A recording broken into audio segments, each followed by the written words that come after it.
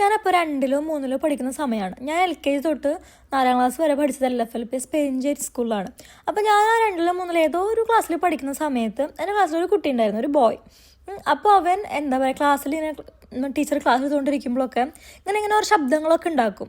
അപ്പോൾ എപ്പോഴും അവനാണ് അങ്ങനെ ശബ്ദങ്ങൾ ഉണ്ടാക്കുക. അപ്പോൾ ഒരു ദിവസം ഇങ്ങനെ ക്ലാസ്സിൽ നിന്നൊരു ശബ്ദം ഇങ്ങനെ വന്നു. അപ്പോൾ ടീച്ചർ ചോദിച്ചു ആരാണെന്ന് ഇങ്ങനെ ചോദിച്ചു. അപ്പം ഞാൻ എടുത്ത വഴിക്ക് അവൻ്റെ പേരിങ്ങനെ ക്ലാസ്സിലെല്ലാവരും മുന്നിൽ ഞാൻ ഓളിട്ട് വിളിച്ചു പറഞ്ഞു. ആ സമയത്ത് ടീച്ചർ എന്നെ വിളിച്ചു, എന്നിട്ട് എനിക്കൊരു അടി തന്നു. അപ്പോൾ എന്താ സംഭവം എന്ന് വെച്ച് കഴിഞ്ഞാൽ, ഞാനങ്ങനെ അവൻ്റെ പേര് വിളിച്ചു പറഞ്ഞ ആ സമയത്ത്, ആ ശബ്ദം ഉണ്ടായ സമയത്ത് ഈ പറയുന്ന കുട്ടി ക്ലാസ്സിലേ ഇല്ല. പക്ഷേ സാധാരണ ഇവനാണല്ലോ ഈ ശബ്ദം ഉണ്ടാക്കാറ് എന്നുള്ളൊരു ഇതിൽ ഞാൻ അവൻ്റെ പേര് അങ്ങോട്ട് വിളിച്ചു പറഞ്ഞു. എന്നിട്ട് ടീച്ചർ എന്നെ അടിച്ചപ്പോൾ എനിക്ക് ഭയങ്കര ദേഷ്യം ടീച്ചറിൻ്റെ അടുത്ത്. കാരണം ഞാൻ പഠിക്കാണ്ടൊന്നും വന്നില്ലല്ലോ, പിന്നെ എന്തിനാണ് എന്നെ പിടിച്ചടിച്ചത്, 2 കൈമയൊക്കെ പിടിച്ചടിക്കേണ്ട ആവശ്യം എന്താണെന്നൊക്കെ എനിക്ക് അന്ന് തോന്നി.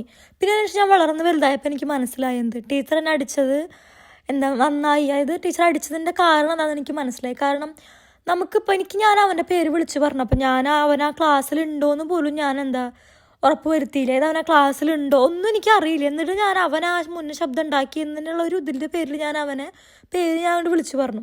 അപ്പം ഞാൻ മനസ്സിലാക്കുന്നത് എന്താണെന്ന് വെച്ച് കഴിഞ്ഞാൽ, നമുക്കൊരു കാര്യം അറിയില്ല അല്ലെങ്കിൽ നമുക്ക് ആ ഒരു കാര്യത്തിൽ ഉറപ്പില്ല എന്നുണ്ടെങ്കിൽ ആ ഒരു കാര്യം പറഞ്ഞ് നമ്മൾ മറ്റൊരാളുടെ മേലിൽ കുറ്റം ഇതാക്കാൻ പാടില്ല. അത് ചെറിയ കാര്യമായിക്കോട്ടെ വലിയ കാര്യമായിക്കോട്ടെ അങ്ങനെ ചെയ്യാൻ പാടില്ല. പിന്നെ അത് മാത്രമല്ല, 3 വട്ടം അവൻ ആ ക്ലാസ്സിലെ ശബ്ദം ഉണ്ടാക്കി 4ാമത്തെ വട്ടം അവൻ തന്നെ അത് ചെയ്യണമെന്നില്ല.